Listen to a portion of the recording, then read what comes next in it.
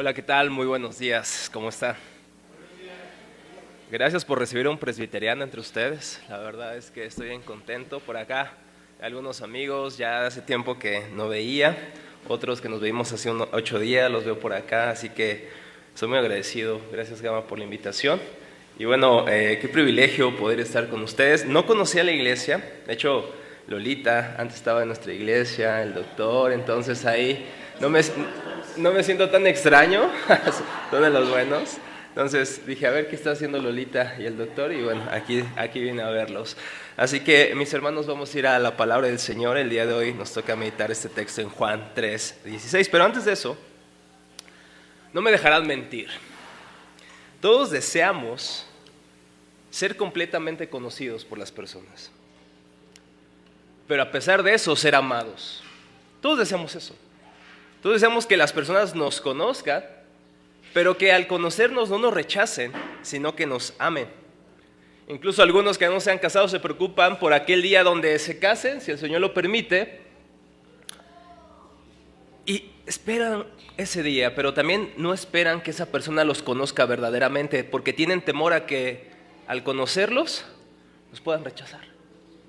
Fíjense, creo que hay una persona muy honesta que nos lo enseña muy bien, y es Madonna. Madonna, en una revista, dijo lo siguiente: mi impulso en la vida proviene del miedo a ser mediocre. Eso siempre me empuja.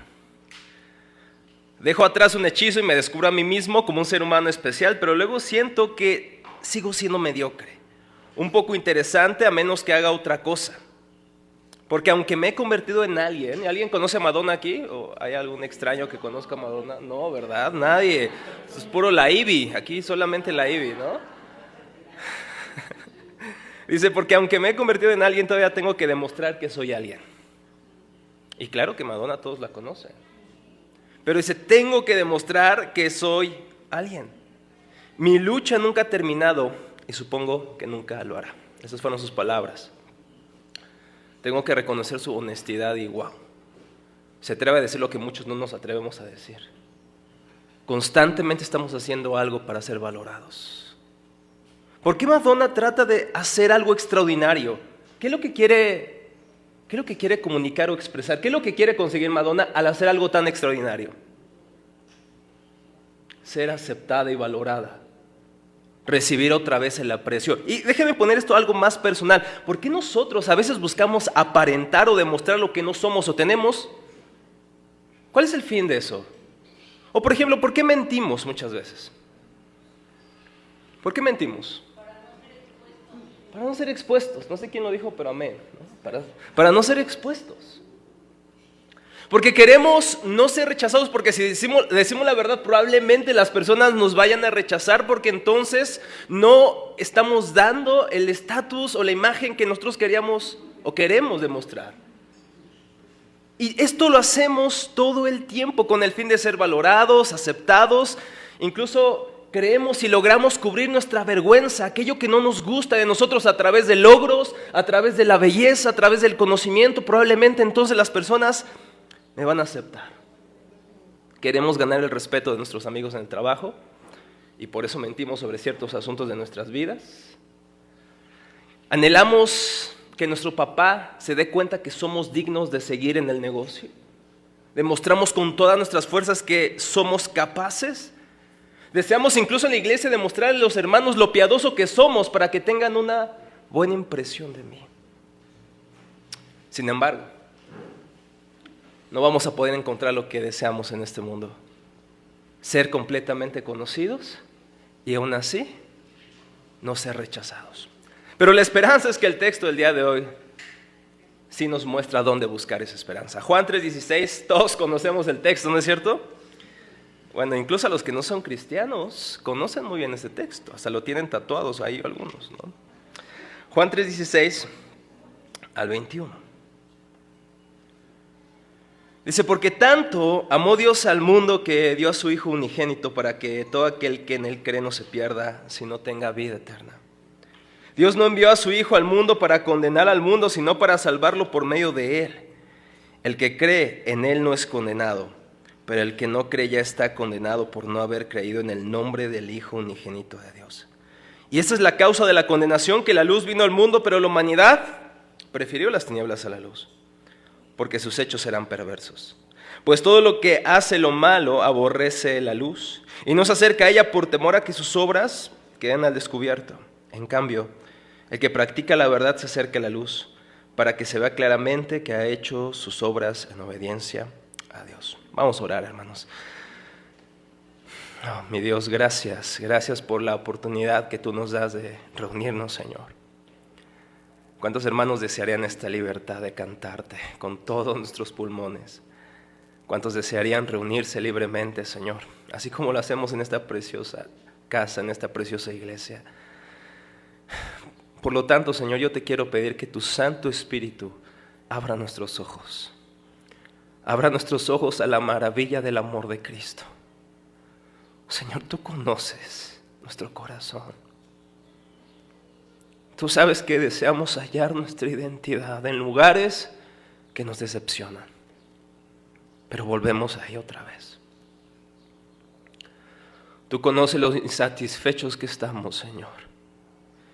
Y aunque quisiéramos reconocer que estamos satisfechos en ti, Señor, muchas veces buscamos nuestra identidad, nuestra aceptación en alguien o en algo más, Señor. Yo te quiero pedir que por la exposición de tu palabra, tu Santo y Divino Espíritu, abra nuestro entendimiento, Señor, tanto a creyentes como a no creyentes, para conocer la anchura, lo alto, lo profundo que es el amor de Dios que tenemos en Cristo. Permite que este predicador, a pesar de su incapacidad y limitaciones, Señor, pueda ser un vaso frágil, pero usado por ti, Señor, para la gloria de tu nombre. En Cristo Jesús nuestro Señor. Amén. El sermón de hoy lo he titulado... ¿Ahí me escuchan bien? Porque siento que me voy a pegar en el micrófono. ¿Sí? Ok. El sermón de hoy lo he titulado La paradoja del amor divino. La paradoja del amor divino, y he decidido guiarnos el día de hoy a través de 3 puntos principales. Número 1, un amor escandaloso. Un amor escandaloso, lo vamos a estar viendo en el versículo 16, en la primera parte. Número 2, una salvación asombrosa. Lo vamos a ver desde el versículo 16, parte B, en adelante. Una salvación asombrosa. Número 3, un veredicto horroroso. Me tengo que disculpar con Gama porque ahí hizo un cambio en el bosquejo. Una palabrita. Discúlpame, Gama, espero que algún día me invites otra vez. Pero el número 3 es un veredicto horroroso, versículos 21. Muchas gracias. Como luego en algunas iglesias no me dan agua, hermanos, me traigo siempre mi café. Entonces ya me la sé. Muchas gracias. Muy bien, vamos al punto número 1, un amor escandaloso. Y dice el versículo 16, todos lo sabemos, porque de tal manera amó Dios al mundo. Es la versión Reina Valera, pero la NBI, que es la Biblia que tenemos aquí en la iglesia, dice, porque tanto amó Dios al mundo que dio a su único Hijo. Aquí tenemos probablemente la declaración más preciosa, híjole, se van a pelear conmigo algunos, pero de todas las escrituras. No creo que mis mensajes, todas las enseñanzas o mensajes que he predicado puedan ubicarse en otra categoría que la demostración del amor de Dios a través de su Hijo. La declaración de Juan no es una declaración pasiva, donde Juan solamente está dando una declaración abstracta, una idea solamente de su mente. Es una declaración de amor y de sorpresa. Es más, Juan dice en otro lado, fíjense, qué gran amor nos ha dado al Padre que nos llame hijos de Dios. Mis hermanos, ambas declaraciones tienen ese toque de misterio y de sorpresa. Porque Juan quiere que notemos que el amor de Dios no es pequeño. El amor de Dios no es levemente grande. Cuán grande es el amor de Dios. Cuán grande es el amor de Dios. Y quiero que pensemos en las siguientes cosas. La naturaleza del amor de Dios. De tal manera amó Dios al mundo. Y eso ya es una paradoja. ¿Qué es una paradoja? Una aparente contradicción. ¿Por qué es una paradoja? Les dije que este era un sermón, pero va a ser una clase, creo yo. ¿Por qué es una paradoja el amor de Dios? Exacto, porque Dios es santo y nosotros somos pecadores. Esa es la paradoja del amor de Dios. Es más, Pablo lo dice también en Efesios 2, los que quieran acompañarme a sus Biblias, Efesios 2, capítulo 2, versículo 4 y 5. Efesios 2, 4 al 5. Fíjense lo que dice. Pero Dios. La palabra, dije que la expresión más grande es Dios nos ha amado tanto. Pero si hay una palabrita tan importante en el Nuevo Testamento, sobre todo es la palabra pero. Porque dice que éramos hijos de ira, versículo anterior, pero Dios, que es rico en misericordia por su gran amor por nosotros, nos dio vida con Cristo, aun cuando estábamos muertos en pecados, por gracia ustedes han sido salvados. ¿Se dan cuenta que Cristo nos amó no cuando éramos buenos, no cuando éramos perfectos, sino cuando éramos pecadores? ¿Por qué? Porque Dios es rico en misericordia. Romanos 5:8 dice también así, pero Dios, otra vez, pero, estábamos quebrados, pero Dios demuestra su amor por nosotros en esto, en que cuando éramos pecadores, Cristo murió por nosotros. Por eso el amor de Dios es tan grande.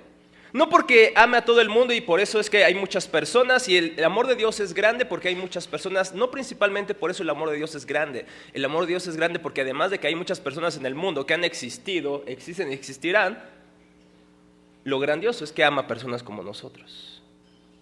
Probablemente dirás, no Rafa, tú no me conoces, yo era increíble antes de venir a Cristo. Es más, le hice un favor a Dios a venir a la iglesia. ¿Qué sería Comunidad Cristiana Roma sin mí?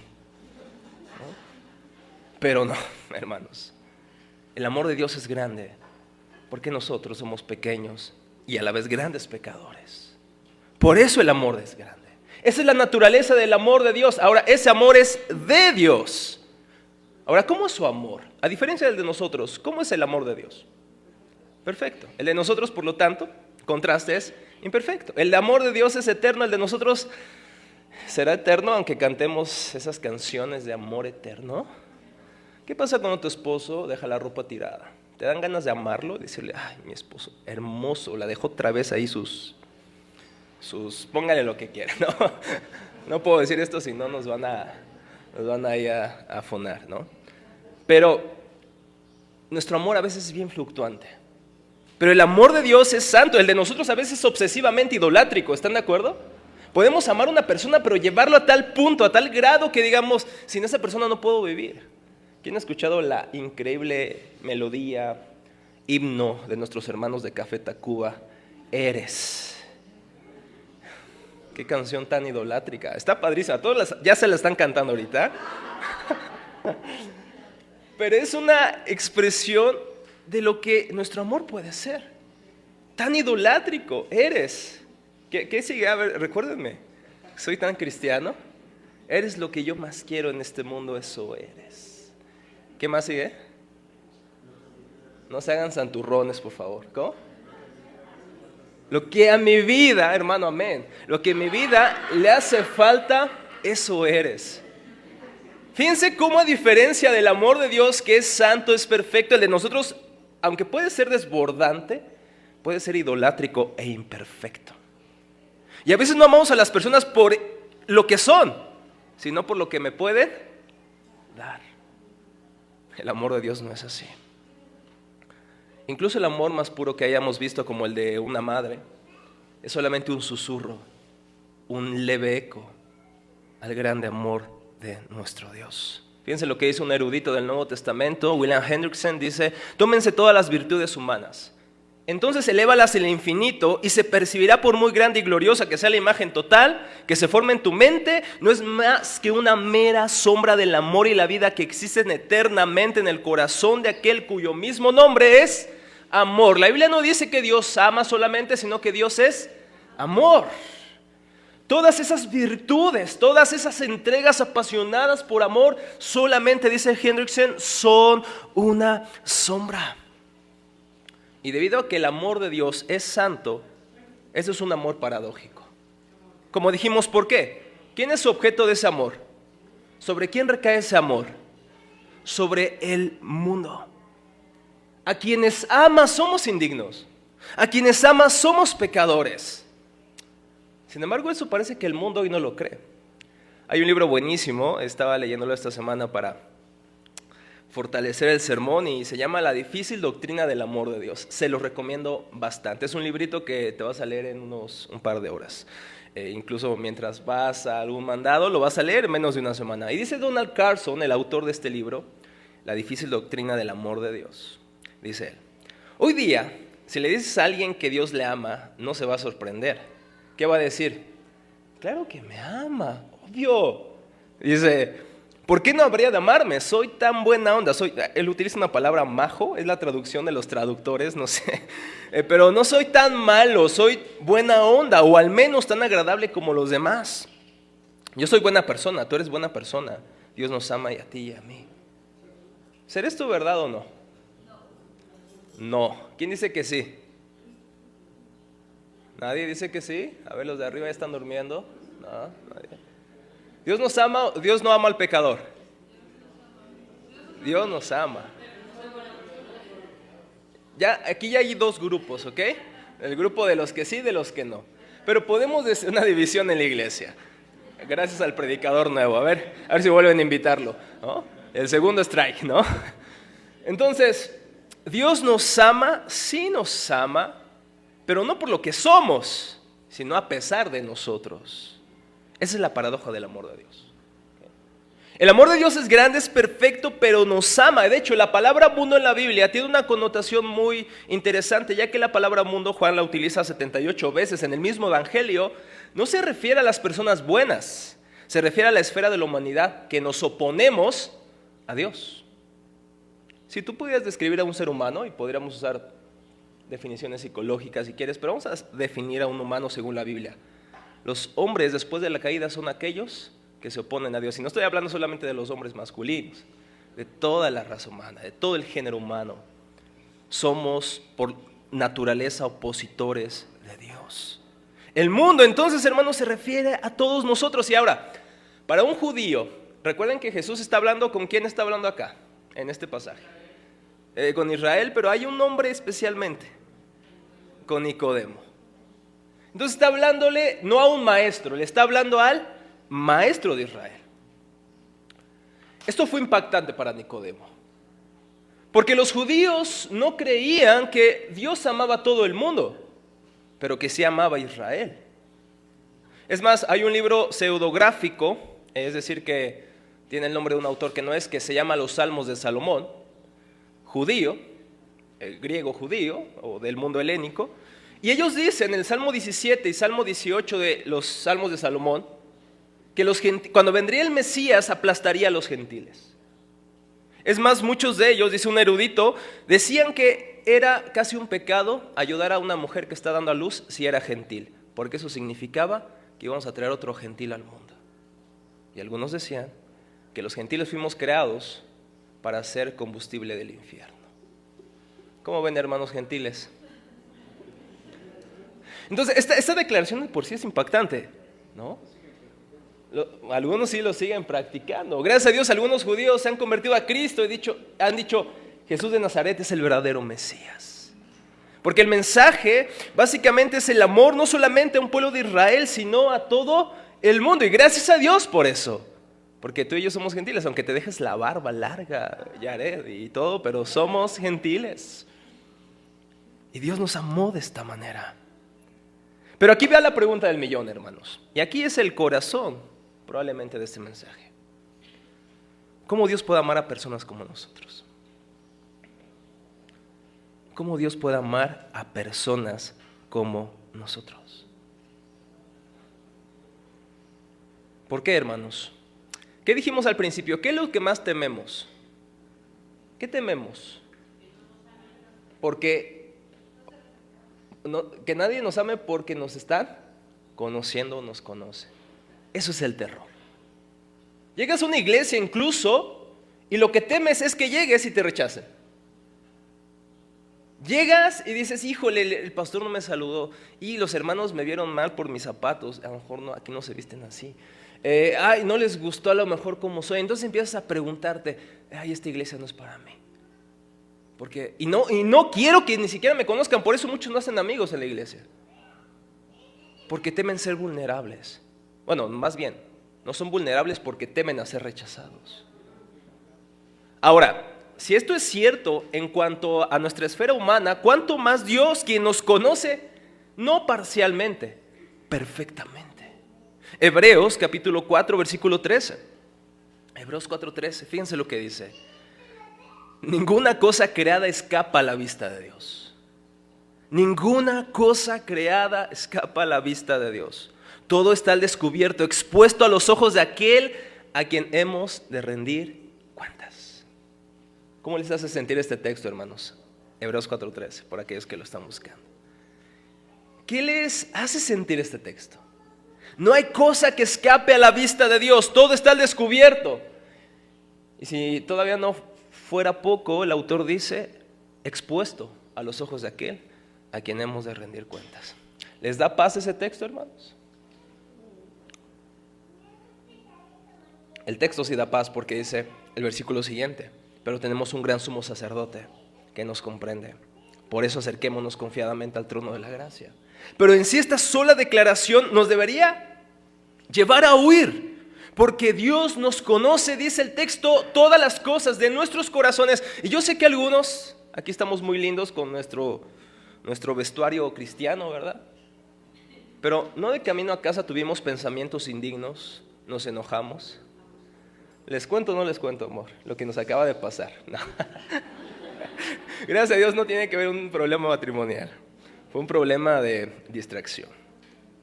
En la mañana, como todos los domingos, tratamos de hacer un poquito de ejercicio para estar activos en el culto, ¿no? Y fuimos al gimnasio, metimos nuestro carro a la plaza comercial y pues ya yo salí bien, me bañé, disfruté el baño frío, me encanta tomarme agua fría. Bañarme con agua fría, después voy al café, estoy leyendo un sermón, estoy ahí estudiando. No había nada más perfecto. Hasta que entra mi esposa a Starbucks y eso ya dijo, wow, eso es la perfección, mi esposa. Íbamos bajando el elevador rumbo a nuestro carro, pago el boleto de estacionamiento y también bien feliz porque nos descontaron, porque fuimos al gimnasio, no pagamos 40 pesos, pagamos 6 pesos. No había nada más de felicidad en mi corazón. Pero ¿qué creen? Mis llaves no aparecieron por ninguna parte. Entonces le digo a Adri, ¿sabes qué, amor? Vamos a irnos en Uber. Pero hay que buscarlo, digo, de aquí a que lo buscamos. Sí los buscamos durante un rato, pero fuimos al gimnasio, fuimos al café donde había estado y nada. No sé por qué le estoy contando estas penas, porque era... No recuerdo por qué. Soy pecador, exacto, soy pecador y bien distraído. No sé por qué lo dije verdaderamente. Sí lo iba a conectar con el sermón, porque no lo tengo en mi sermón. Bueno, ¿qué pasó que nos venimos en Uber? Esto parece más una conversación que un sermón, ¿verdad? Disculpen a los predicadores por tan mala homilética que estoy predicando el día de hoy. Sin embargo, pues ya me vine enojado, me vine frustrado y le dije a mi esposa, espero que eso no afecte la forma de predicar, porque realmente vengo frustrado. Y sé que es una cosa pequeña, y le dije a mi esposa todo lo que iba a hacer después del culto. Dije, voy a ir a la plaza, voy a buscarlo otra vez, si no de esto pues voy por la copia, pagamos, no sé, en lugar, para que no nos cobren tanto después de que ya pasó tanto tiempo, digo, vamos al Chedraui, hacemos una despensa y nos vamos, ya nos hacen descuento, ¿no? Pero nuestros corazones, ¿cómo son? Que podemos venir a la iglesia y venir con pensamientos de enojo, de ira, frustrarnos por cosas. ¿Es importante dejar tu carro en una plaza olvidado? Pues es importante, pero no es lo más importante. Pero fíjense cómo son nuestros corazones. Y es por eso que digo, ¿cómo Dios, cuidado allá, cómo Dios puede amar a personas tan idolátricas, personas que hacen de algo, de una gota de agua, hacen una tormenta, exageran las cosas? Ese es nuestro corazón. Cosas buenas las volvemos cosas esenciales. Aquello que requerimos se vuelve una exigencia, una necesidad. Y le decimos a Dios, dame esto. Cosas buenas. Somos tan idólatras, hermanos. Ay, no, yo pensé que yo dejé la idolatría allá en la iglesia de Roma. Lo traemos en el corazón. Como dicen aquí en México, tú puedes salir del barrio, pero el barrio no sale de ti. Tú puedes salir de Roma, pero Roma no va a salir de ti tan fácilmente. Porque nuestro corazón, decía Juan Calvino, es una fábrica de ídolos. Por eso el amor de Dios es paradójico. Porque Dios detesta el pecado, pero eso no le impide clamar en Ezequiel 18:23. ¿Me complace la muerte de los malvados?, pregunta Dios. Declara el Señor soberano, más bien, no estoy contento cuando se alejan de sus caminos y viven. Dice que Dios detesta el pecado en los versículos 10 al 13 de Ezequiel 18. Después dice, pero yo no me complazco en su muerte. Yo no me complazco en su perdición. Efesios dice que éramos por naturaleza hijos de ira, pero Dios, que rico en misericordia por su gran amor, nos dio vida en Cristo. Eso es paradójico. Eso es paradójico. Porque no hay ser más íntegro, más perfecto en todo este planeta. Sin embargo, decide entrar en pacto matrimonial con personas tan tercas, rebeldes y adúlteras de corazón como nosotros. Hoy, mis hermanos, es en el fondo oscuro donde los diamantes se ven más brillosos. Es en el fondo oscuro de nuestra alma y de nuestras vidas que el amor de Dios resplandece como el diamante más hermoso. Pero mi pregunta es, ¿cómo Dios aún así puede amarnos? Porque tenemos que recordar la naturaleza de Dios. Él es santo y justo. Nosotros somos injustos, imperfectos, pecadores. Dios, la Biblia lo describe como 3 veces santo, y tú y yo somos 1000 veces pecadores. ¿Acaso Dios no está violando su propio carácter? ¿Acaso Dios no está haciéndose de la vista gorda de nuestros pecados, diciendo, ay, no veo, no veo? ¿O qué sucede? Eso nos lleva al medio. De tal manera amó Dios al mundo que entregó a su Hijo. ¿Quién de ustedes daría a su hijo por el más vil pecador, por su mayor enemigo, aquella persona que te ha hecho más daño? ¿Tú darías a tu pequeño por esa persona? Algunos cristianos medios mentirosos van a decir que sí, pero honestamente sería una decisión muy complicada. Y yo diría, ¡no! Charles Spurgeon cuenta una historia de unos padres en donde vivían una gran hambruna, y entonces platicaron ellos, tenían 4 hijos y dijeron, tendremos que matar a un hijo para vivir. Dice, ¿pero a cuál matamos? Primero. Al primogénito, ¿cómo vamos a matar a nuestro primer hijo? A nuestro segundo hijo, pero es que se parece tanto a su padre. Al tercer hijo, el padre dijo, es que me recuerda tanto a mi esposa. Y el más pequeño, ¿cómo vamos a matar a nuestro bebé? Entonces dijeron, no vamos a hacer nada de eso. Vamos a morir todos, pero no vamos a matar a ninguno de nuestros hijos con nuestras propias manos. Pero Dios, hermanos, Dios no escatimó a su propio Hijo, sino que lo entregó por todos nosotros. Este ejemplo, esta historia que les acabo de dar es una historia, pero no refleja el poder, el peso de esta declaración. Porque nuestros hijos son seres humanos, pero el Hijo de Dios es Dios. Nuestros hijos, por muy hermosos que los veamos, son pequeños pecadores. Pero en el Hijo de Dios no hay ninguna mancha. En el Hijo de Dios hay pureza absoluta. Y Dios lo entregó. Por eso es que Dios no deja de ser santo y aún así nos ama. Porque hubo uno que cargó mi castigo. Este versículo de Juan 3:16 lo usamos mucho para evangelismo, para hablar del amor de Dios, pero este texto también nos habla de la gravedad de nuestro pecado. Nos habla también de la ira justa de Dios. Porque Dios no podría recibirnos de otra manera, a menos que hubiera alguien que pudiera pagar. A menos que alguien se pusiera en nuestro lugar y dijera, yo voy a morir por Rafa Riveros. ¿Rafa Riveros quién es? ¿Quién era antes de venir a Cristo? ¿Quién sigo siendo? Pero Dios dijo, voy a dar a mi hijo. Voy a dar lo más hermoso. Voy a dar lo más valioso. ¿Tú crees que el padre disfrutaba ver a su hijo en la cruz? Wow, un texto que no me alcanza a comprender la mente. Es 2 Corintios 5:21.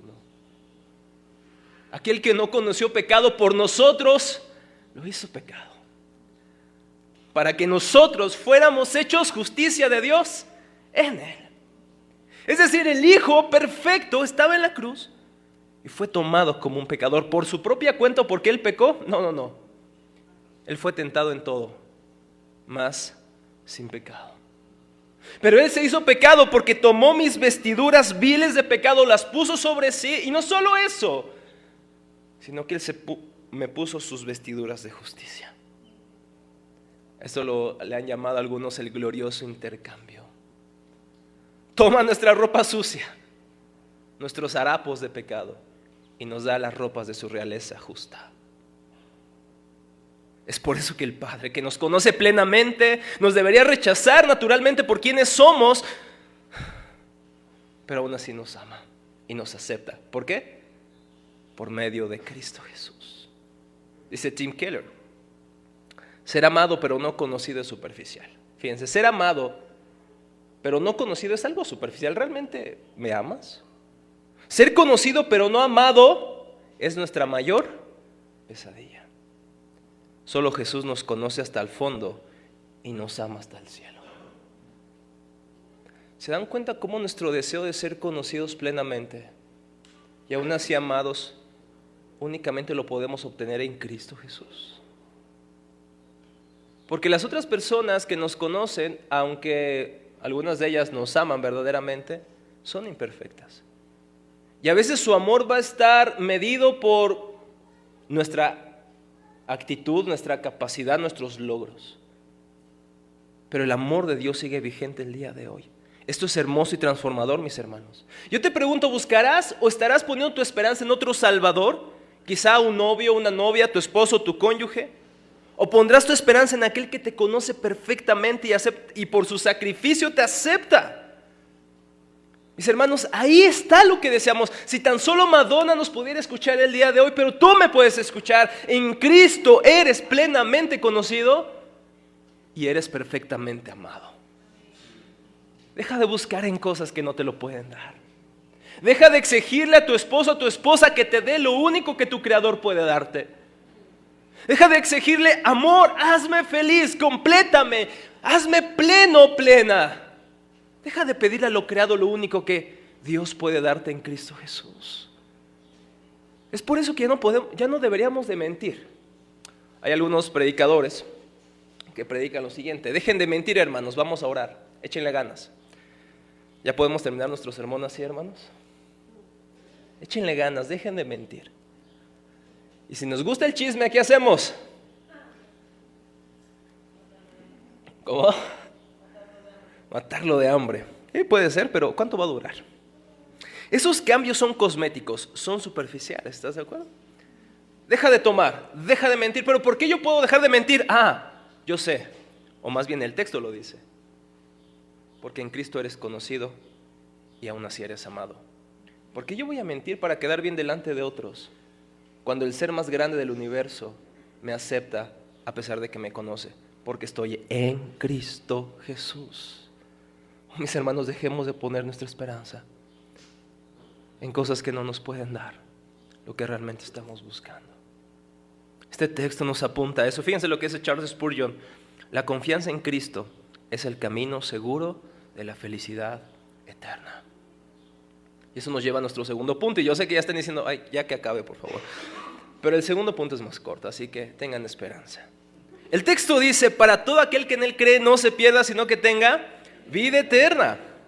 Dios no envió a su Hijo al mundo para condenar al mundo, sino para salvarlo por medio de Él. ¿Cuál es el propósito de este amor redentor y paradójico de Dios? Que aquellos que creamos en Cristo tengamos vida eterna. ¿Y qué es la vida eterna? Es vivir todo en el cielo, estar ahí tocando el arpa en nuestras nubes como angelitos, regordetes como las pinturas del Renacimiento, ¿verdad? ¿O qué es la vida eterna? Conocer a Dios. Juan 17:3: esta es la vida eterna, que te conozcan a ti, el único Dios verdadero, y a Jesucristo a quien has enviado. Fíjate, Cristo murió por nosotros para que tengamos vida, una nueva relación con Dios. Antes dijimos éramos sus enemigos, antes dijimos éramos opositores al reino de Dios, porque todos honestamente deseamos imponer nuestro propio reino, ¿no es cierto? ¿A quién le gusta perder su dinero o darlo a otros? Que tú digas, el día de hoy voy a llegar a la iglesia. Dice Betsy, sí, ok, buenísimo. Perder, no, ok. Aquí hay una verdadera cristiana, una verdadera hija de Israel. Es cierto. Pero aquí naturalmente, a menos de Betsy algunos más, diga, yo voy a ir a la iglesia y voy a ver a quién le falta algo. ¿A quién le hace falta un celular ya porque ya lo estrellaron? No es cierto. ¿A quién voy a invitar a comer? No pensamos en eso, pensamos en ¿quién me va a invitar a comer? ¿Quién me va a dar? ¿Quién? Buscamos siempre nuestro reino. Nos casamos para hacer. ¿Para qué se casaron? Ya nadie sabe, ¿eh? Para multiplicar y fructificar, ¿no?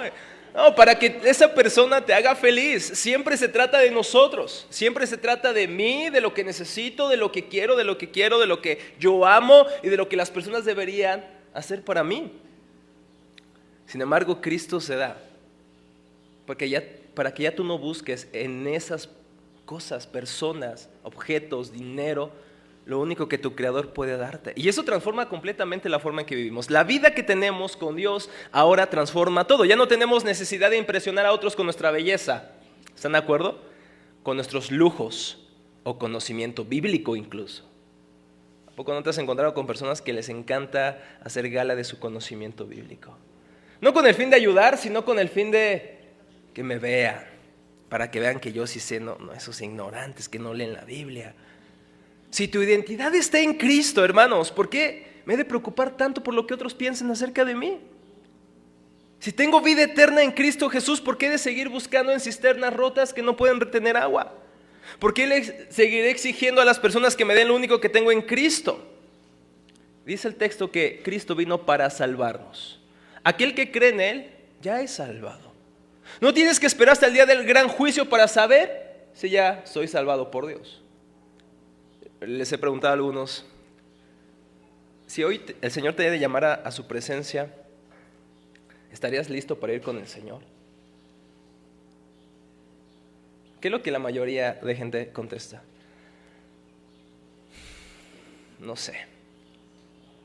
Porque todavía no le pido perdón a fulanito, porque todavía le debo al banco, todavía le debo a Nu, no, todavía no he ido a Coppel, ¿no? Todavía no los conozco, Gama no me pasó su expediente, ¿no? Pero no es cierto que a veces pensamos que todavía no estamos listos, porque pensamos que tenemos que hacer algo más para que entonces seamos declarados justos. Pero no, gracias a Dios que no depende de nuestro desempeño, gracias a Dios que no depende de que ya somos perfectos. Y claro que deberíamos pagar nuestras deudas, claro que deberíamos pedir perdón, pero si el día de hoy el Señor me llamara a su presencia, yo sé que voy a estar con Cristo. Pero no por mi desempeño, es por el desempeño de Cristo en la cruz del Calvario. Jesús vino a salvar el mundo. Sin embargo, para finalizar, también vemos un veredicto horroroso. El versículo 18 dice, Juan 3:18, el que cree en Él no es condenado, pero el que no cree ya está condenado por no haber creído en el nombre del Hijo único de Dios. Y esa es la causa de la condenación, que la luz vino al mundo, pero la humanidad prefirió la oscuridad a la luz, porque sus obras eran malas. Este texto nos habla de dos tipos de personas: aquellos que creen y por lo tanto no son condenados, ya es un hecho. Si crees en Cristo, ya no eres condenado, no tienes que esperar el día del gran juicio para saberlo. Si has puesto hoy tu esperanza en Cristo, ya eres salvado, no eres condenado. Pero también el mundo se divide en aquellos que no creen y por lo tanto ya han sido condenados. Qué duro es este texto, ¿no? Nos encanta predicar del amor de Dios con Juan 3:16, pero vamos al 18, vamos al 19, vamos al 20. Y como he dicho, fíjense, es bien interesante porque ya han sido condenados. Este verbo en el idioma originalmente que se escribió en la Biblia está en tiempo perfecto, y esto nos puede indicar que es una obra consumada. Ya están condenados aquellos que no han creído. Y ahora dirás, qué mala onda es Dios, ¿no? ¿Por qué Dios condena a estas personas? ¿Por qué no les da una segunda oportunidad? ¿Qué va a pasar con los mayas, con los aztecas que nunca escucharon el evangelio? Ay, no me deja dormir eso. ¿Por qué Dios es tan malvado? ¿Es por causa de su ignorancia que no han creído en el Señor? ¿Es por causa de que no tienen evidencia de que Dios es el juez y Señor de este universo? ¿Es por eso? Vamos a Romanos. En un último respiro, hermanos, los que están allá arriba. Ya lo estoy arrullando con mi voz, pero no, ni tampoco mi voz es tan arrulladora, ¿verdad? Entonces eso me ayuda. Romanos 1:18.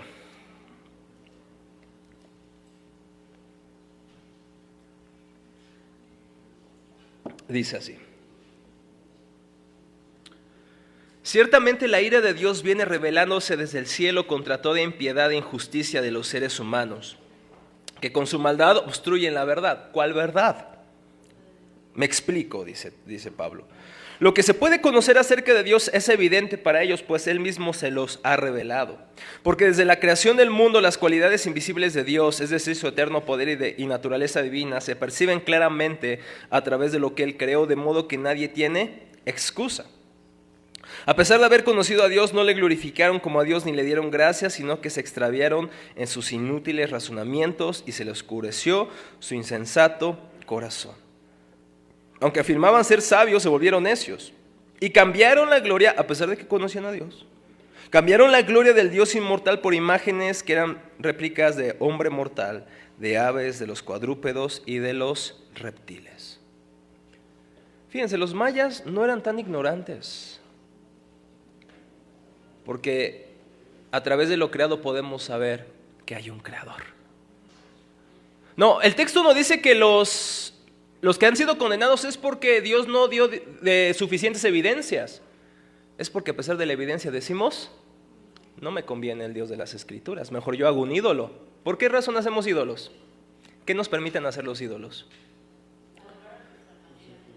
Manipularlos, domesticarlos. Los usamos, realmente la idolatría, fíjense, la idolatría no es adorar a otros dioses. O sea, sí, en parte, pero ¿por qué adoramos a otros dioses? Por lo que esos dioses nos pueden dar. Entonces la idolatría en un sentido muy real es autoadoración. Busco unos ídolos que me convengan. Hasta los narcos tienen por ahí un ídolo. Buscamos los ídolos porque podemos domesticarlos. Pero al Dios bíblico no lo deseamos, porque es indomesticable. Él es el Señor, yo no soy el Señor. Mi esposa y yo, la semana pasada vimos una película romántica, trágica. A mi esposa le encanta esto y yo, la verdad es que me he vuelto un bohemio a partir de que me casé, porque hemos visto tantas películas románticas que si quieren recomendaciones pueden acercarse conmigo. No doy consejería, pero sí recomendaciones de películas de amor. Esta película me aburrió al inicio bastante, pero al final, wow, me atrapó. Se trataba de un novelista que tenía un amante, de su mejor amigo. O sea, está el mundo caído ahí, lo ves en esa película, ¿no? Pero la amó tan idolátricamente. Sin embargo, su amante muere de una enfermedad. Y entonces mientras él está pasando la película, él sigue escribiendo sus experiencias y demás, y al final de esta película dice, ya algunos van a saber qué película es, escribe: me quitaste a Sara y por eso te odio, Dios. Te odio como si creyera que existes. Wow, fíjense lo que dice al final: solamente déjame solo para siempre. Y nos podemos sorprender de este escritor, pero honestamente ese es el grito de todas las personas: déjame solo. Incluso los cristianos lo hemos dicho: Dios, ya basta, porque estoy pasando esto, déjame en paz. Job dijo también: déjame en paz, Dios. ¿Qué tienes conmigo? Por naturaleza nos escondemos de Dios. ¿Qué es lo que hizo Adán cuando escuchó a Dios venir en el huerto? Fue con Dios y le dijo: Señor, me arrepiento porque pequé. Se escondió. Antes de eso hizo sus hojas de higuera para cubrir su vergüenza, como lo solemos hacer de una manera moderna, con logros, conocimiento, lujo, etc. Pero él se cubrió la vergüenza y entonces se escondió de Dios, y así nos escondemos de Dios, le decimos a Dios, déjanos solo. Este es el reclamo a todos aquellos que antes de venir a Cristo estábamos en este mundo. Pero no es, fíjense, el rechazo al Creador no es porque Dios no sea hermoso. ¿Cuál es el problema?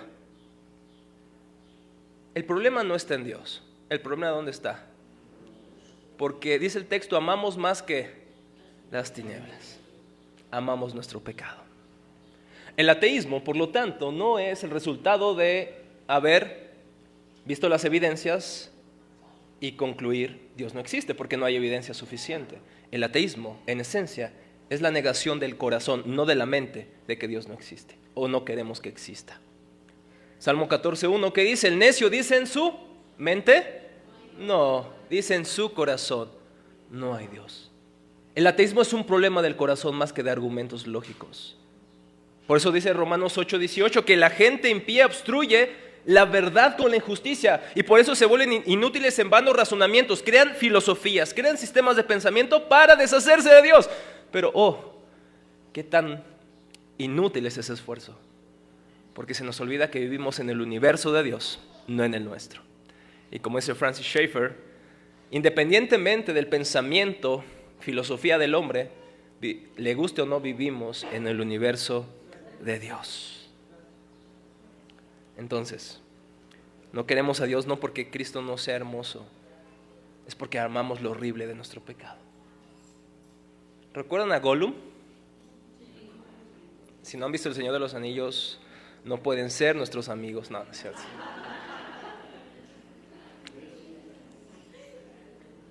Era un hobbit.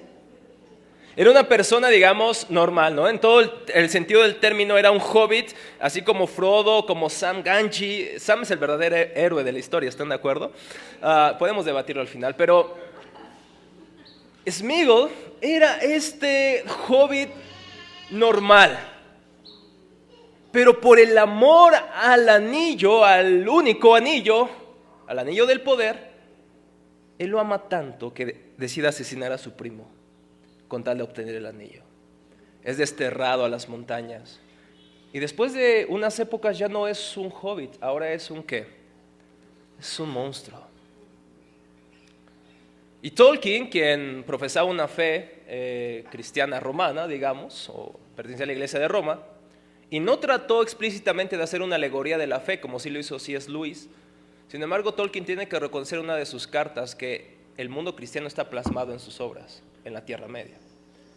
Y el anillo parece representar la idolatría profunda de nuestros corazones, de algo tan pequeño, pero que lo priorizamos como lo más hermoso. Y de hecho, Gollum le decía, my precious, ¿no? Mi precioso. Y amamos lo horrible. Aquello que fue creado por Dios para apuntarnos a Él, lo cambiamos por Dios. ¿Una esposa es algo pecaminoso? ¿Casarte? ¿Tener dinero es algo pecaminoso? ¿Las relaciones sexuales es algo pecaminoso? O ya me pasé, Gama, por favor dime si ya apaguen mi micrófono, si ustedes gustan. ¿Dónde estás, Gama? Escucho esa voz celestial. ¿Dónde está la voz celestial? Okay. Faltó decirle, este es mi hijo amado.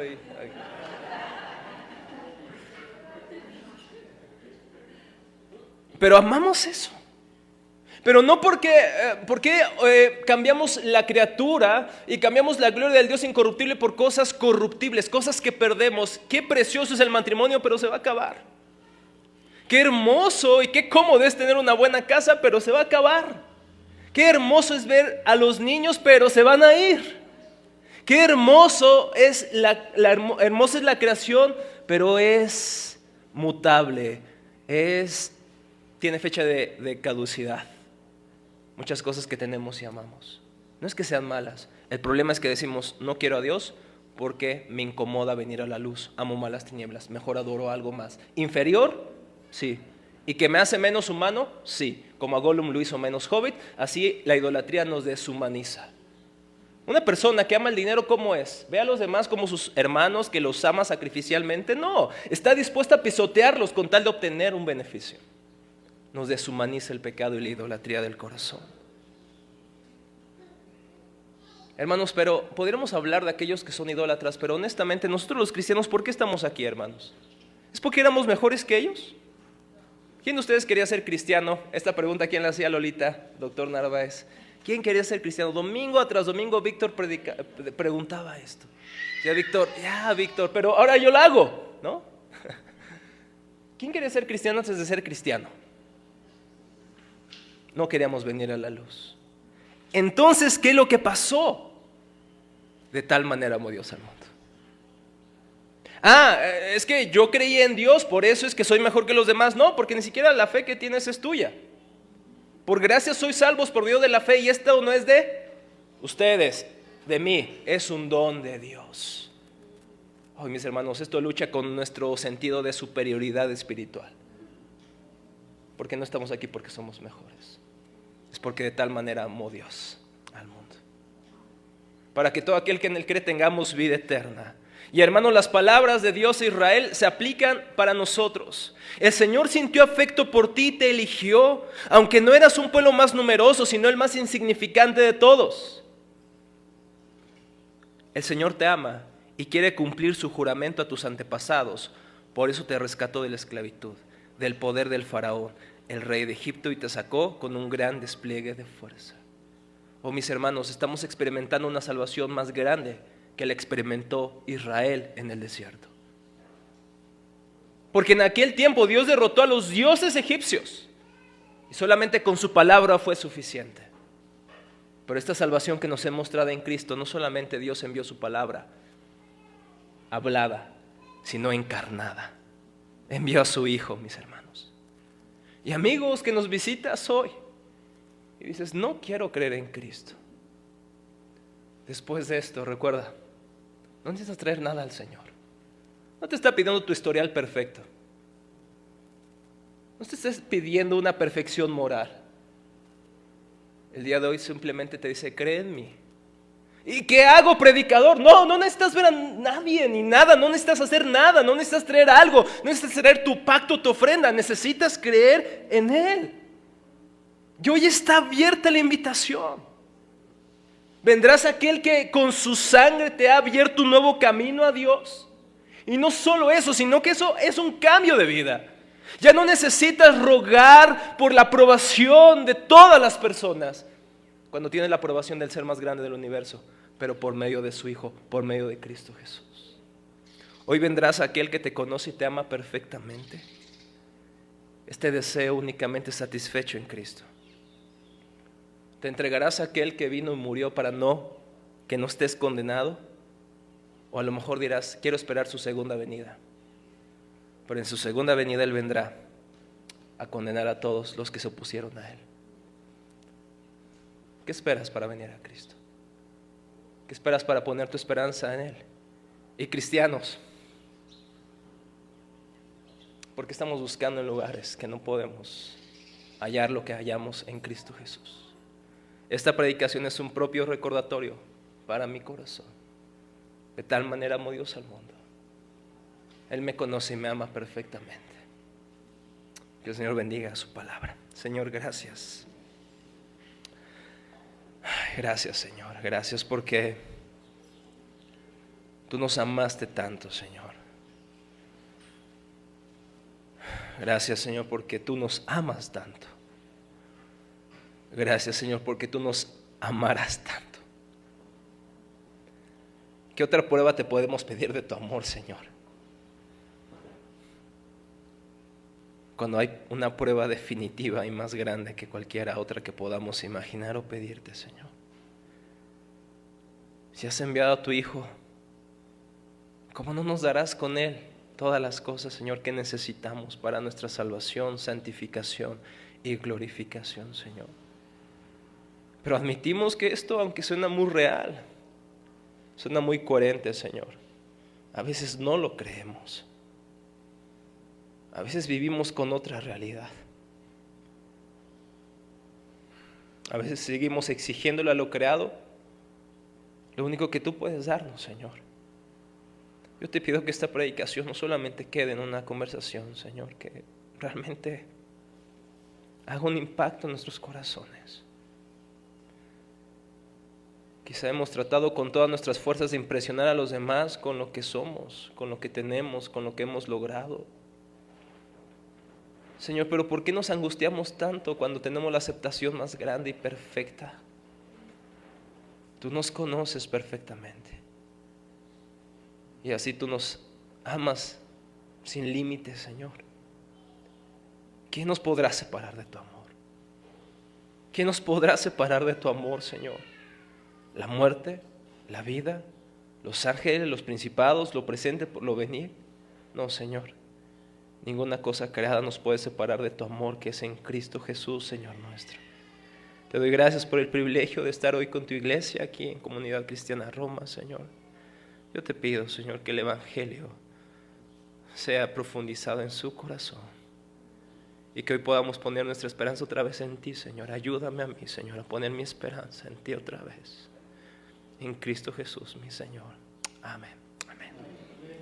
Amén. Gracias, hermanos, por su tiempo.